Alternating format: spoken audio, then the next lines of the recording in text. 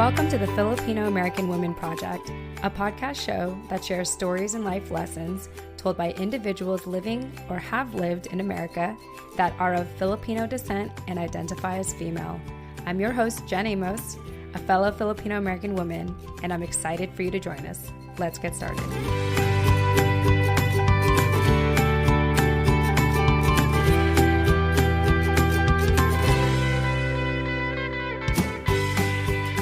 All right. Hi, everyone. Jen Amos here with the Filipino American Women Project podcast show. And as always, I am with my incredible co-host, Nani Dominguez. Nani, welcome back to the show. Thank you. Hey, everybody. Yes. And we are excited. I feel like I say this all the time, but it's true. We're always excited when we do this show because it means we get to interview another incredible woman in the Filipino American community. So I want to introduce you all to Roanne de Guia-Samuels.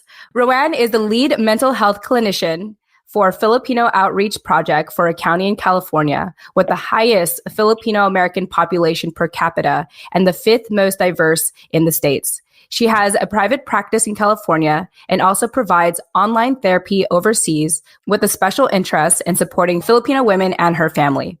Roanne blogs about parenting, mental health, relationships, and family around the context of the Filipino culture. She likes to show up in social media with deep intention to spread kindness through empathy and clarity. She loves spending time with her children and her husband, which is her soulmate. And fun fact about her, she created an ebook called The 5 Pinoy Love Languages, which is actually free on her website and available for you today. So Filipina Psychotherapist, educator, one lucky mama and wife, Roanne de Guia-Samuels.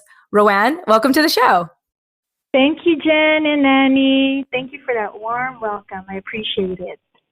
Yes. Well, it's an absolute pleasure having you on today. Offline, I was already telling you how impressed and in awe that I am with what you're doing and how your practice is focused on Filipino women specifically. And so I feel like this is an obvious question for me to ask you, but why don't we start with you sharing, how did you hear about the project and why did you want to be on our show today?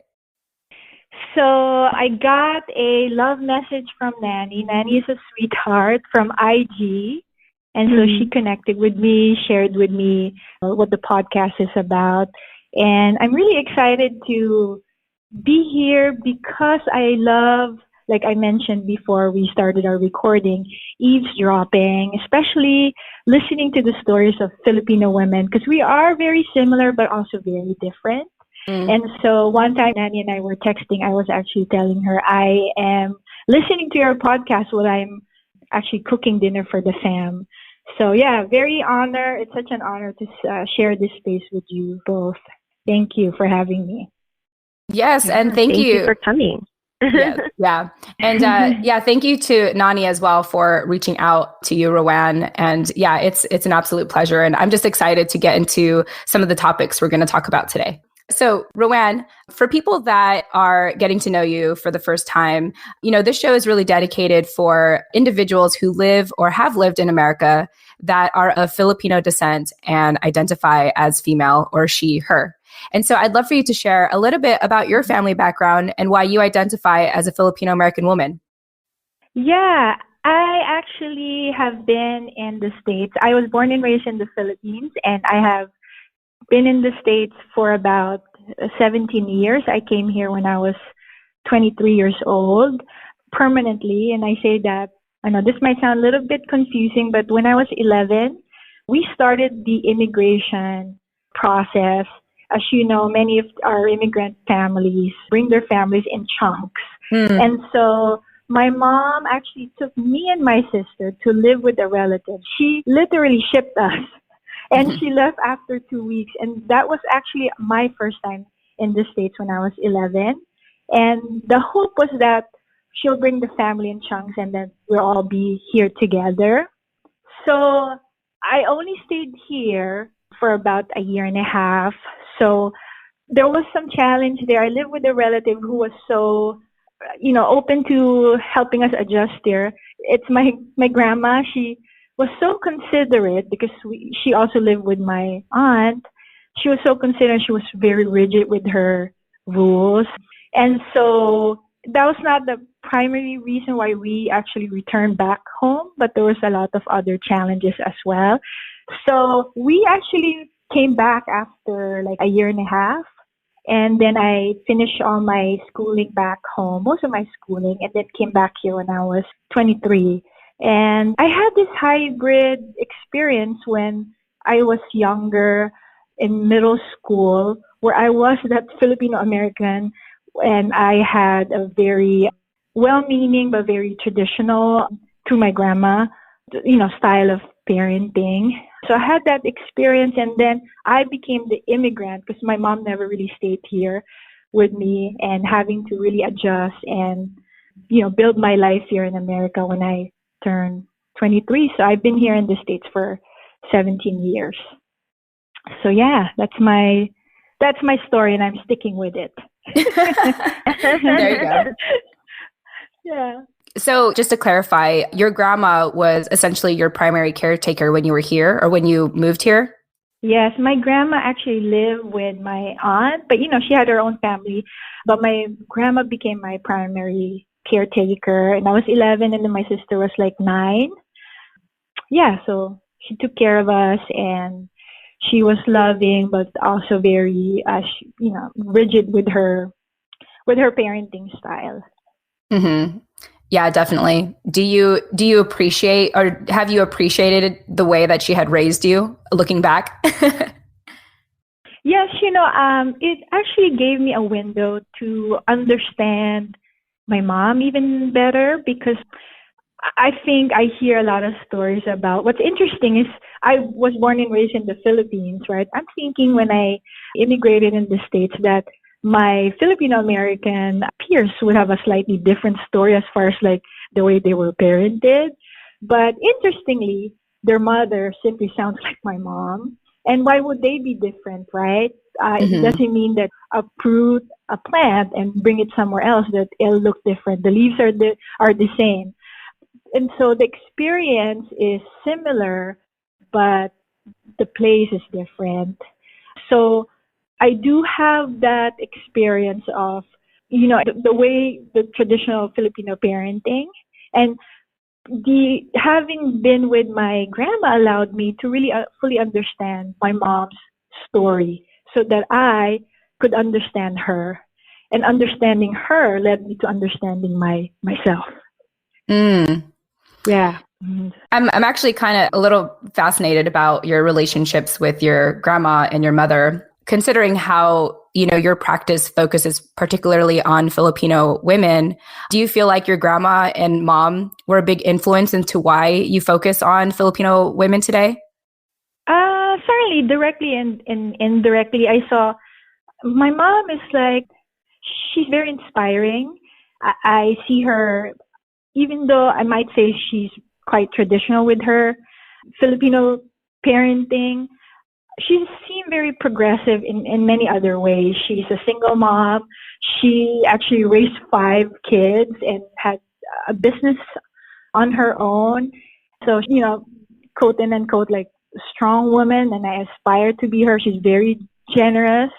They truly inspire me because also my hybrid experience. I feel that I got a little experience of the Filipino American when I was younger, and then still very rooted in my island culture and trying to bridge that.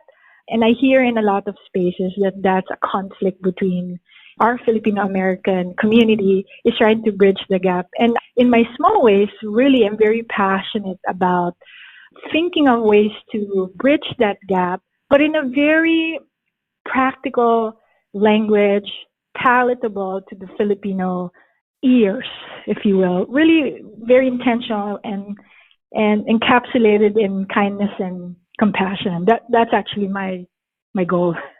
Yeah, no, I love it. Yeah. I want to check in with Nani real quick. Nani, you have any thoughts or questions? Yeah, no questions just yet, but I just want to, Roanne and I have talked a lot, I feel like, in the last few months, and I've done a lot of reading on her blog, which I love.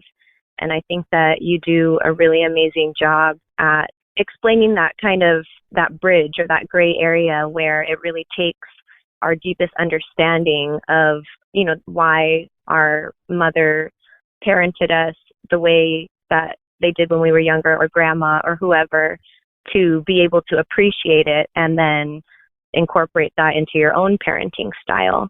And I think that you do that in a way that's really culturally congruent, in a way that people can really understand. So I just want to thank you for everything that you've published so far. I really enjoy reading your writing. Oh, thank you both. Yeah, I do really get the sense that you both are so genuinely interested in learning more about the culture and therefore about yourself. So thank you for allowing us the space to share our stories. Yeah, it's our absolute pleasure. And for myself, I feel like I'm in a safe place now in my life where I can learn about my culture. And I find that the safest and most comfortable way for me to do it is through these conversations. And so, back then it was a little more difficult. I have mentioned this in like past shows. What do you call it? I grew up with an abusive upbringing within my own family, and I had kind of associated Filipino culture as abuse. And I thought, if I want to get close to it, if I want to be even associated with it, I'm asking myself to get hurt. I'm asking to get hurt. And so fortunately, years later, I've come to a place where it's like, you know what, like I'm going to be Filipino no matter what. So I'm going to have to make this work somehow. And I'm going to have to figure out how to do it my way. And fortunately, with this podcast that I have the fortune of doing with Nani, it's been a very transformative experience, even for me. I usually come on the show just, like bright-eyed and just open and ready to learn from the people that are going to join us, because it's been nothing but a safe environment so far. Nani, I feel like you would agree. No, absolutely. It feels Awesome. like another family outside of my family. Oh, yeah. And I really I've heard your story, Jen, and really sharing the history of abuse. I'm going to drop Mary Ann, the Filipino moms. Yes. You guys have interviewed her in the past, and she actually have interviewed me because she said she doesn't know a lot of Filipina therapists. And she was praising me for my work, when in fact I feel that the praise belongs to her, because she's out there and, like, similar to Jen, sharing the story. For me, when we talk about mental health, it's nice to have Filipino therapists. That's very important, like one who really understands culture. But to have people raise their hand and say, like, I have a story to tell, to me, that's even more commendable. That really is the one that changes the trajectory of what it truly means to be strong. And I just want to say that even though I'm like sharing culture, I am actually a student of our culture. So I'm more of a student as much as I am a teacher. That's how I see myself. Yeah. I love it. You're very humble, Roanne. I just thought you should know that. I love it. I feel very like safe around you and like not intimidated by your profession and everything that you're doing just because of the way you're talking to me. So thank you. Thank you. Yeah. I don't know what it is. Maybe it's because I, didn't become your standard like doctor, or I didn't take on like a stable job as my family would have hoped for. So I think that I've kind of grown this respect, but also feeling of intimidation by people who have actually like gone through school for a really long time to get into the field that they're in. But when I talk to you, I just feel like, I just love how you say, I'm a student. Like, I'm a student of our culture. I'm a student of our community. And it makes me feel valid, where I feel like sometimes people would hold that title as if that's like, as if it's on a pedestal, above someone else. So I just thought I should acknowledge that. And I think I'm also, what do you call it? What's the word? Like, just, you make me feel safe too when you talk about like, oh, like just like with Marianne, and how you feel like it's more like admirable for someone to share their story. It's like, oh, that's cool. So if I'm just myself, like that's enough. If I'm just telling my story, like that's enough. So thank you for validating that. Oh, yeah. Really, when people think I'm doing a good job, or like, really for me, a reflection more of them than me. That's how I see it. Like if you're able to point out something positive, really you're hoping that your ability to also use self-praise on yourself and to actually get it out of your mouth to praise someone else is really a reflection of you. That's how I I see it. Although sometimes it's easier to maybe praise someone else before we find self-praise on our own stuff. But yeah, thank you. Thank you for the acknowledgement. Thank you, Jen and Nanny. Yes, we're just sharing love all around on this call today. Yeah. Yeah, no, I mean, I think that's what I was trying to get at earlier about reading your blog, like that tone that Jen is kind of sensing talking to you now for the first time is also very apparent in your writing. It's very present in your writing, even when we're just DMing back and forth. You have that effect on people, I think. So you're in the right profession. Yeah, I'm the lucky one. I feel to be in alignment with, my profession and what I really want to do. And I get paid for doing it. It's just magical. Yeah, it's magical. Love it. Well, since we're already talking about it, let's fast forward to your life today, Roanne. And I'd love for you to share what keeps you busy and most excited about life nowadays. Like, I know you have your practice, you have a book, and you're on social media. So why don't we talk about all of those things? All right. Jen Amos here, jumping into the middle of our show, as I always do, to remind you why this show is possible. So, at the end of every episode, I tend to say, if you didn't catch our guest contact info, don't worry, we'll have those in the show notes. Check them out. I worked so hard on them. You're welcome. Well, it's been brought to my attention that our show notes are not as easy to find as I thought, which is why starting summer 2020, the Filipino American Women Project is proud to be partnering with Captivate, the world's only growth-oriented podcast host. Captivate is created for independent podcasters, designed from day one to help you to focus on audience growth and the expansion of your audio influence. One way that Captivate makes our lives easier as independent podcasters is by taking the guesswork out of making a website for your show. That's right, a website for your show. So listeners, starting summer 2020, finding our show notes will be so much easier. All thanks to Captivate. You're welcome, as always.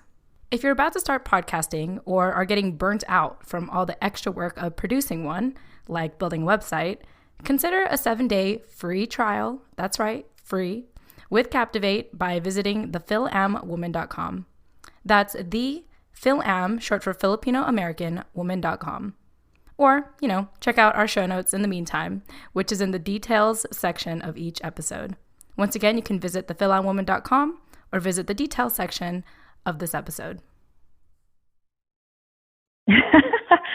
And then I'm a mom, so that keeps me busy. Yes. You know what I love is waking up in the morning and not rushing and, saying good morning to my kids and actually really noticing them. Like I have this practice where my eyes lit up when I see my children. And so they know this practice, even though it's not like a rigid practice. It's just the way things have been, where when I don't see them, maybe I was doing something else and they wake up in the morning, they'll tug my clothes, my nightgown. They're like, "Mommy, I'm awake," waiting for the spark in my eyes to show up, which it never fails. I always have that reserved for my kids. So my kids keep me busy and inspire me.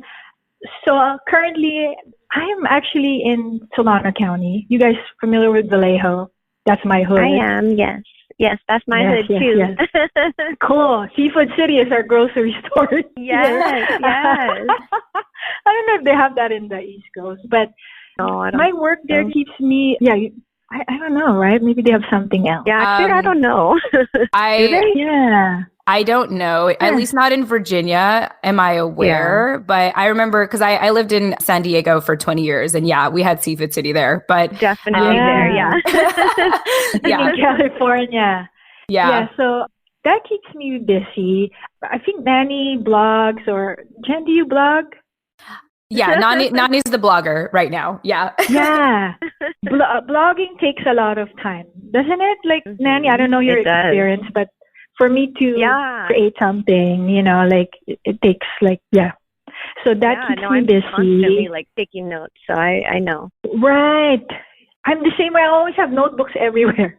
So I'm always taking notes, trying to Yeah. So creating content, I actually have this workbook. I'm still trying to complete it. It's called Pakiramdam, which means feelings. It's a feelings workbook for Filipino families, and it's free. It's going to be in our Happiness Tools library on our website, but it basically teaches parents and the child to connect with each other by talking about feelings. Yeah, so I love creating content, so blogging and content that, like if you were looking at a picture, the content makes you tilt your head in a different way so that, oh, I never saw that photo or that picture in that way before. And so allows you to explore it in a different vantage point. So I love creating content for that purpose. So that keeps me busy. You mentioned I also have a private practice, and I primarily see Filipino women and couples. So I have, as we're recording, I'm actually in my garden studio. So I have a garden studio therapy room.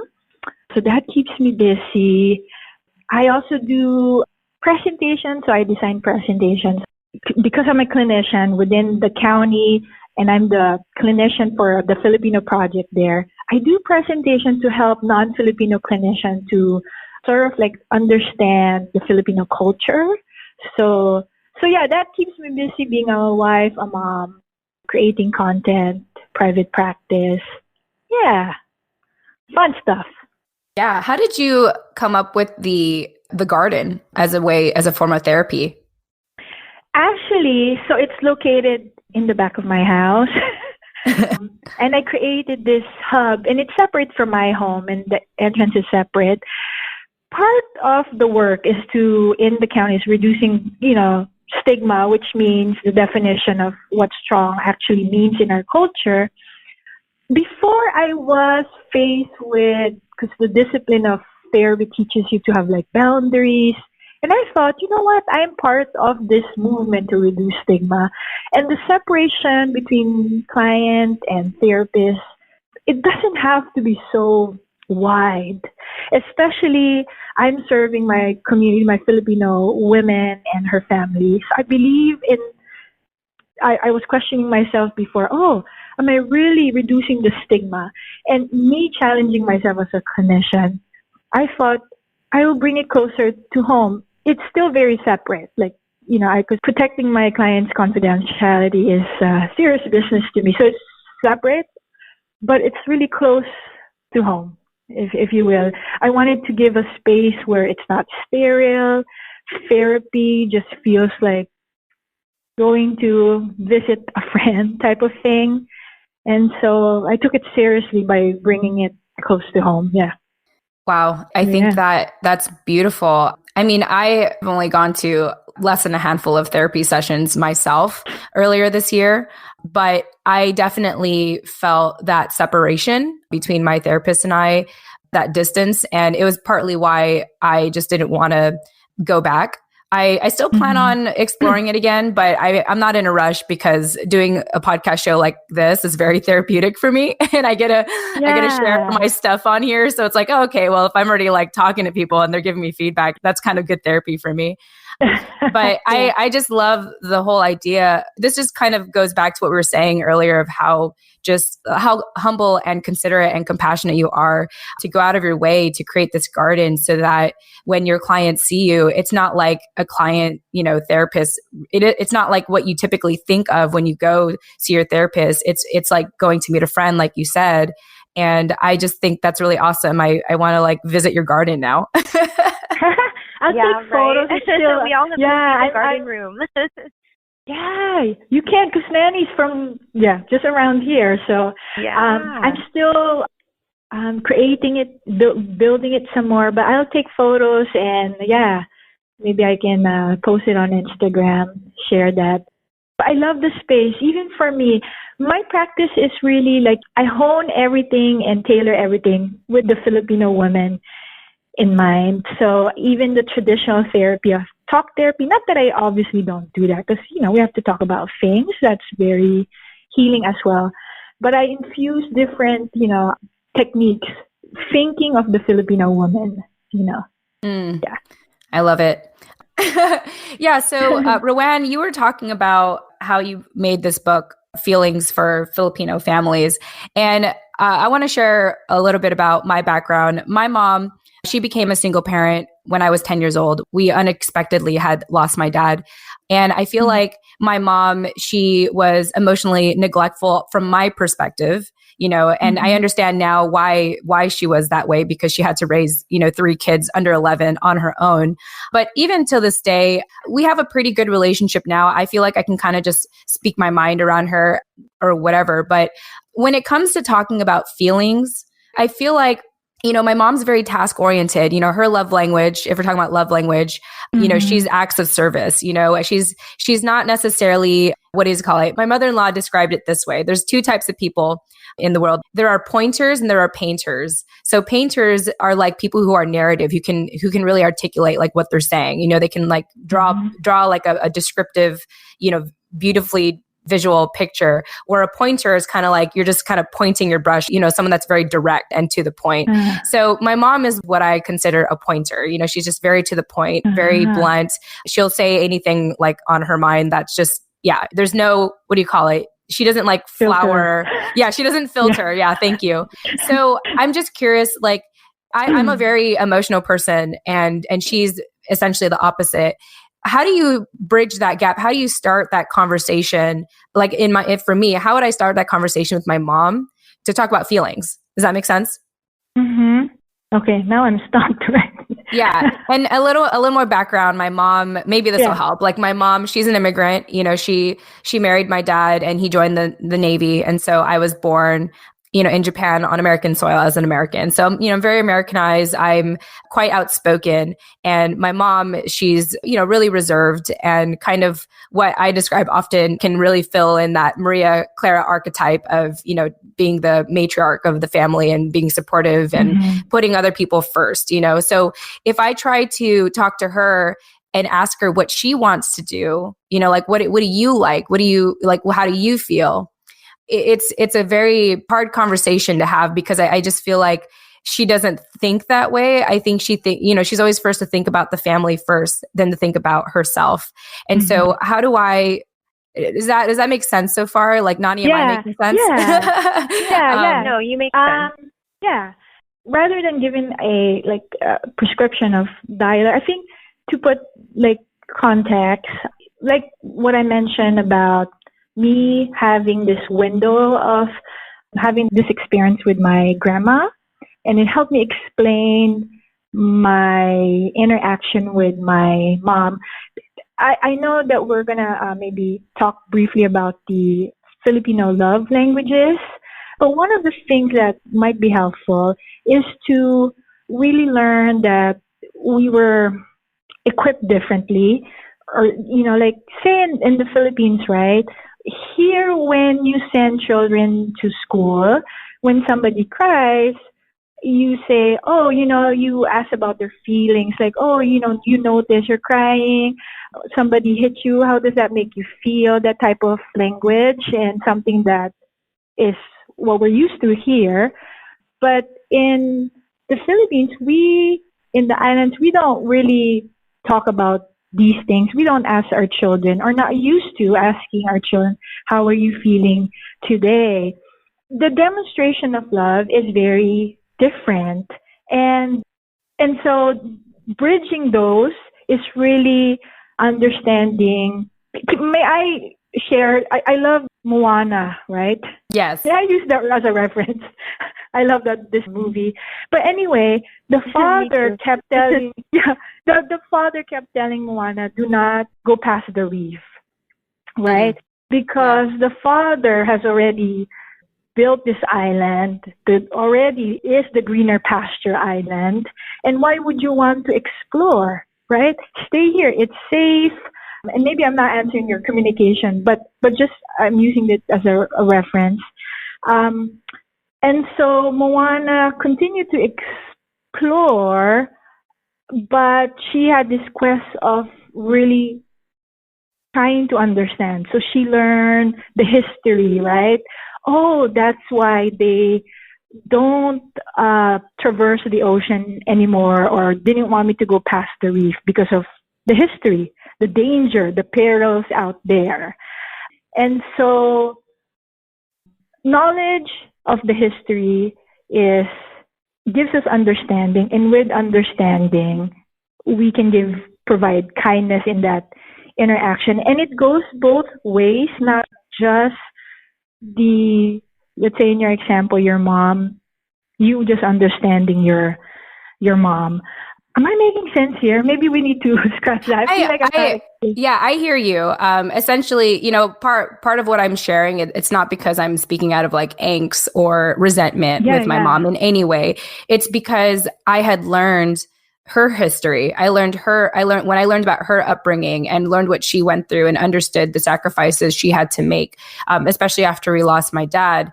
I was able to realize, like, my mom was already doing so much for me. And the fact that I was placing this one expectation of her to like ask me about my feelings was completely selfish of me because she was already doing so much. And I didn't want to look at that because I wanted her to ask me how I was feeling, And so when I have that context, it's like, okay, like my mom did her part and I'm going to do my part now by, trying to seek out like that, if I do need to talk about my feelings, it's okay if it's not with her because she's already done so many things. I just need to find my own outlet for that, And I feel like that's what I'm getting from what you're saying is like, if we know why Moana's dad, the reason why he acted that way is because of his own history. He was traumatized, not to spoil the movie for anyone. So I won't get too much into details, but there's a reason why, he didn't want to go like past the reef. So I that's what I'm getting from what you're saying. And it answers my question. Yeah. And I didn't want to give a prescription that a dialogue that a listener might use. And then because we don't have enough information about them and they're like, oh, that didn't work out. So I was trying to be responsible with my response, if that's okay. Yeah. So I'm trying to use stories instead. And then one of the things really that's a difference in just making sure, in the islands, there's a lot of other teachers. So for instance, we might use, let's say a mom might use silent treatment because she's upset. She might actually commission an auntie, a tita friend to talk to, let's say, the teen. And she actually feeds that information to the third person so that she doesn't have to directly tell that child what she needs. I know it sounds so complicated, but instead, the third person would feed that information to the child so the child goes to the mother directly. It makes relationships much more complicated because we solicit that third person. In the islands, though, I see that there's some fluidity with that. And because the society sort of understands that better, not that it's good, I think we need to certainly improve with our direct communication, but it's something that the community hugs. Like, oh, your mother's just feeling this way. There's a lot of you know what? She really loves you. That's why she's doing that. What I find that in America, because the norm is to just say what you mean and mean what you say, and not one is better than the other, there's a lot of confusion, right? See, this teen is confused, like mom is just angry and it looks like she needs space. And then she gets mad when I actually don't. Now we're going to go to the first Pinoy love language, lambing, which is, you can either solicit or give affection. And so what she needed was lambing, but she's not saying it directly. Instead, in the islands, a third person would say that to the child. Oh, you know what? Do this to your mom. She really loves you. She works so hard. She was just tired, but she really loves you. Just tell her. And if she keeps ignoring you, just keep telling her, Mom, I know this happened. I'm sorry. That's not what I mean. In America, we don't have teachers, and we just leave the teen, trying to recognize these nonverbal cues. Yeah, figure out. It's so confusing. And honestly, from the shoes of one that was, rooted in the States, it's almost unfair. It's like reading a book you weren't, taught to read. So yeah, that's a pain point that I really hope to bring some clarity. And in both ways, by doing the feelings workbook that I'm talking about, it almost seems like you're teaching your child, but I'm also giving the parent a positive experience of what they would get if the child expressed their feelings to them. And in fact, why it's different, it's really for the Filipino women, is because there's even a page there where the mom, or if you're an auntie, shares their feelings. So it's not just the child. So there's that connection there. So speaking of love languages, Roanne, why don't we just dive into it and talk about the other 4 love languages? What's the next one that you want to share with us today? Hey everyone, Jen Amos here, taking a quick break in between our interviews, as I always do, to actually talk about a new resource that I have personally been using for a couple of weeks now called 7 Cups. I want to give a shout out to Asia Hilario, who shared this resource in episode 29. So check it out. We live in a world where you can be surrounded by people, but still feel lonely, with nobody to turn to when things get rough. But being heard is an important part of being human. Psychologist Glenn Mariotti, I think that's how you pronounce his last name, saw that there was great power in listening, but he knew not everyone had someone to talk to. He started to wonder, how can I make being heard a reality for everyone? And that's why 7 Cups was born. Thanks to thousands of volunteer listeners, including myself, stepping up to lend a friendly ear, 7 Cups is happy to say, we're here for you. No matter who you are or what you're going through, this is a place where you'll be heard and cared for. We might be strangers on the surface, but underneath, we're just the friends you haven't met yet. 7 Cups has trained volunteer listeners available 24/7 to give emotional support over online chat. It's anonymous and, get this, completely free. When you need someone to talk to, we're here to listen and help you feel better. Learn more about 7 Cups today by visiting 7cups.com, or, as always, you can check out the show notes for the link.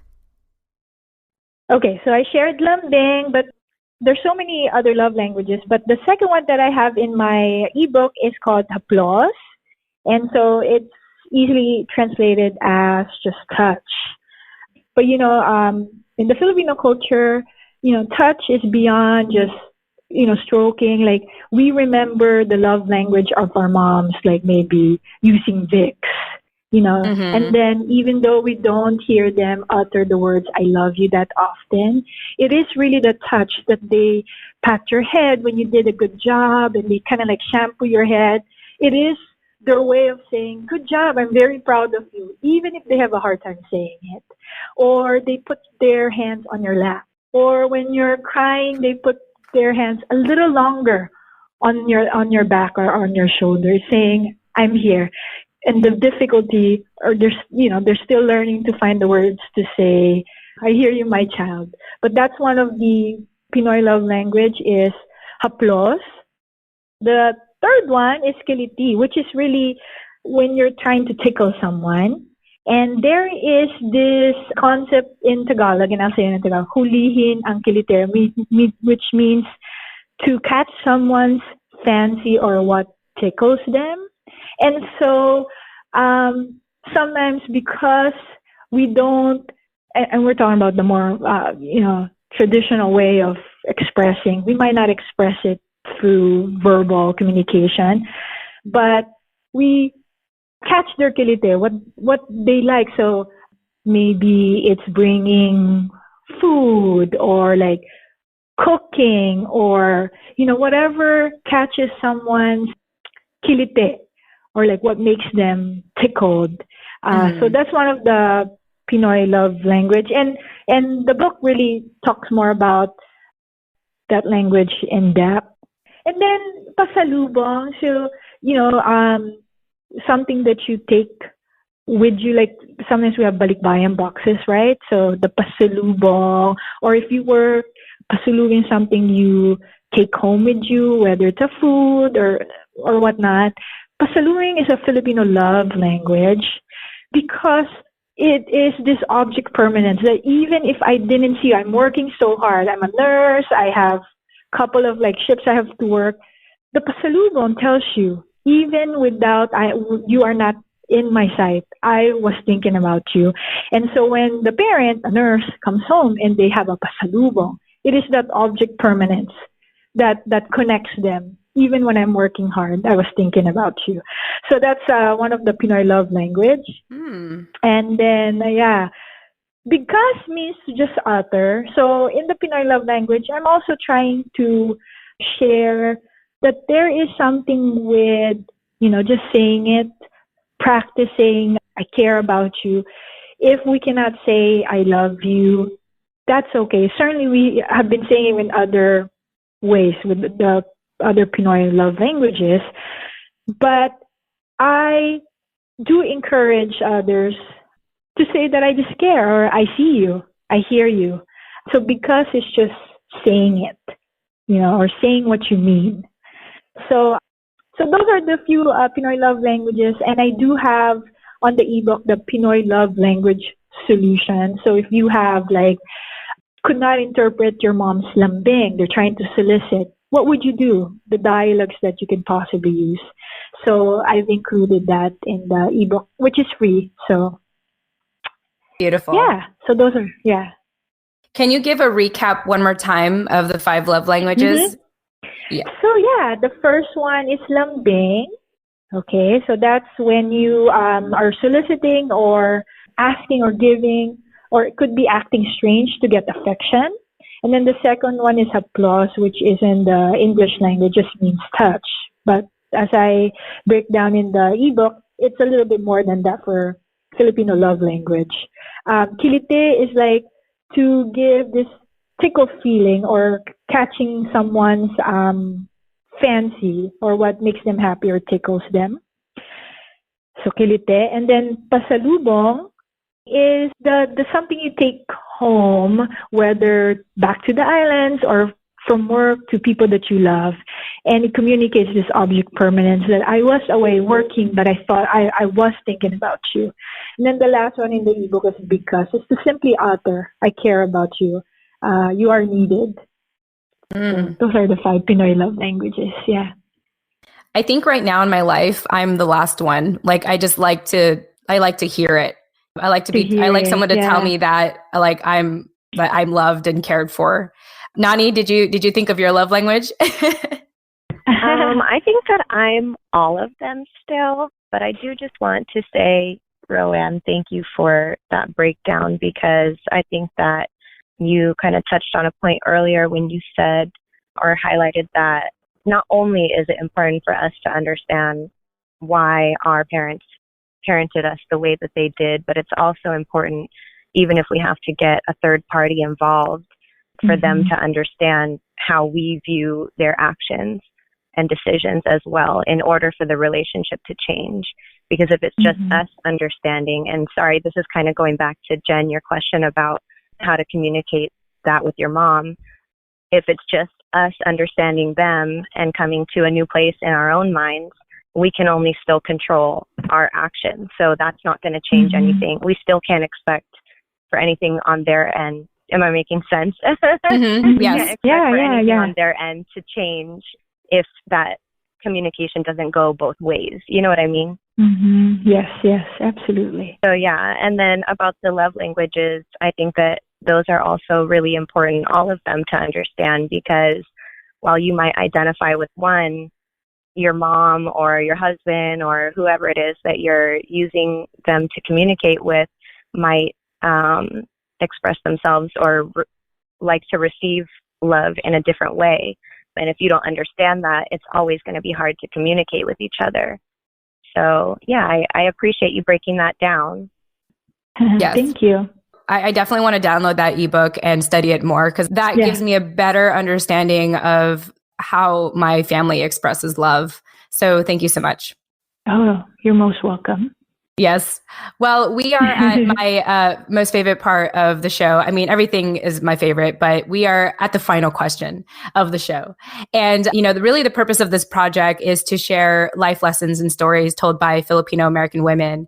So, Roanne, your life lesson today is that stories can bring forth healing, but also harm. The stories we tell ourselves are the realities we pull from in any relationships we currently hold and will form. And the most powerful thing about stories is that they can be retold and rescripted.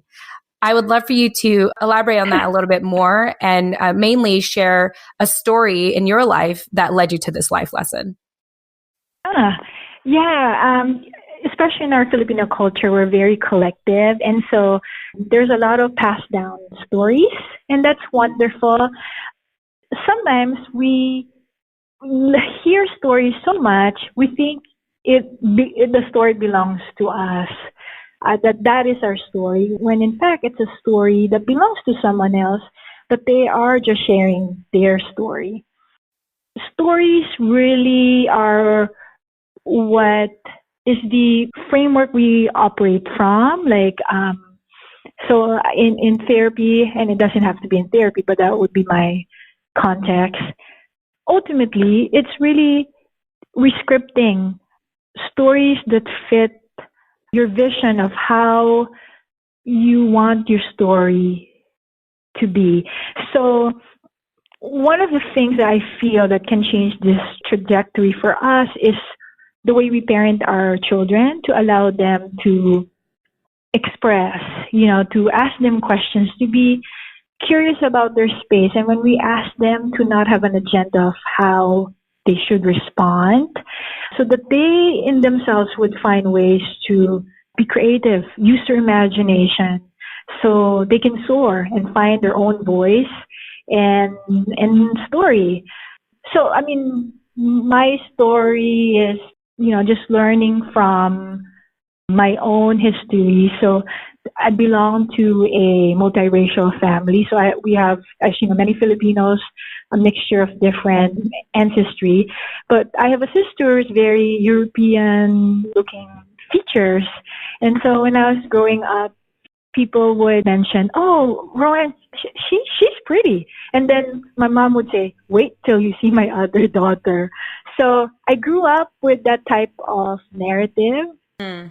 But, and there's a lot of complexity around that, wanting to love your parent, but the parent that actually also unconsciously made me feel that I wasn't enough. And in my searching of wanting to continue to love my mom and see her in this light, I actually not only was so focused on my own story and hers, but learned of my grandmother's story and understood that she's actually doing so much better already from where her roots, where she came from. And having understanding and ultimately compassion for her own story led me to understand, where she was coming from, and also knowing that I can rescript my story. So that's my message, because we now have the social media platform where everybody is a storyteller. To be very intent when we share stories, because we might think and absorb that their story is ours, when we can actually recreate our own story, if that makes sense. Yeah. Yeah, no, it absolutely does. I think the thing that resonated with me the most is really when you said that when people are telling their stories, sometimes we take it as our own story. And for example, at Christmas, when one day my grandma was like, "Jen, why do you look so different?" And my mom says, "Oh, because she got fat." It's that story stuck with me. But looking back, I just thought, just real briefly, looking back, I thought, oh, my mom is telling, she told me the story of her standard of beauty. That wasn't about me. That was her story of what she considered beautiful, and being able to separate that and realize that she wasn't really talking about me, but her own story of her perception. I said that 3 times, but that's how I understand what you're saying. No, yeah. I think it's a good way to create healthy boundaries for yourself when you're listening to other people talking to you or even talking about you. Right. Yeah. And there's this movement to be genuine when you're posting or blogging or whatever, and that's wonderful. But you can also be genuine and responsible at the same time. So yeah, absolutely. How it serves a greater purpose. Yeah. So I believe in that. Well, Roanne, I had such an absolute pleasure speaking with you today. Nani, I want to see if you had any thoughts as well for Roanne before we wrap up here. Yeah, I mean, I do just want to touch on or point out the fact that I love the way that you use your social media, and when you say you show up with the intent to spread kindness and things like that, I think that that's something more people should try to acknowledge and embrace, because I learned so much from your page, from pages like yours or like Clarice's. I have like my own folder in my notes for your guys' from things that I learned from your page. So I do really appreciate that content that you put out. Thank you. Yes. Thank you. Yes. And Roanne, I'm sure at this point, people are wondering, where is she posting all this stuff? Why don't you share with our listeners how they can get a hold of you or how they can find your content online? Yeah, on IG, I am Calamansi Juice for you. Calamansi is with a K. And then you can also check me out on my website, www.calamansi with a K again, juice.com. Beautiful. And in case you don't know how to spell calamansi, listeners, don't worry, because I wouldn't have known how to spell it, but it'll be provided. It'll be provided in the show notes for you. So go ahead and check that out. You all know I work really hard on those show notes, so at least humor me and take a look at them. With that said, Roanne, thank you so much for your time and your knowledge and just your presence and energy. I love how compassionate and empathetic and articulate you are with just this conversation today. And thank you for creating the 5 Pinoy Love Languages. I am very much looking forward to downloading that on your website so I can learn more for myself. So with that said, thank you all so much. And obviously, Nani, thank you for being my co-host as always. To our listeners, we appreciate you and we look forward to speaking with you in the next episode. Tune in next time. Love and thank you all. Thank you, Roanne. Bye. Maraming salamat sa uulitin, which means until next time.